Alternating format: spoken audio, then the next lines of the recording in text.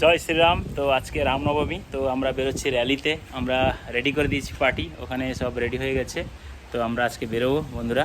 তো হিন্দু হিসাবে আমি মনে করি যে নিজেদের অস্তিত্ব ঠিক রাখার জন্য বা একতা রাখার জন্য বা অসুবিধা সুবিধায় নিজেদেরকে একটা দল তৈরি করা, যেরকম ক্লাব থাকে সেরকম আমাদের একটা সংগঠন থাকা উচিত।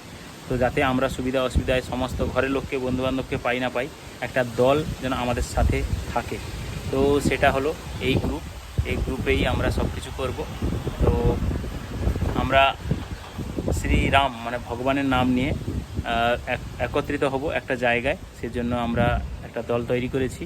তো সমস্ত জায়গায় এভাবে তৈরি হয়েছে। তো আমি বলতে চাই এটা কি একদিনের জন্য নয়, এটা যেন সমস্ত দিনের জন্য এটা হয়। সমস্ত দিন মানে হলো আমাদের সুবিধা অসুবিধায় যেন কেউ পাশে থাকুক না থাকুক, জয় শ্রীরাম বলে যেন আমাদের বন্ধুবান্ধবরা আমাদের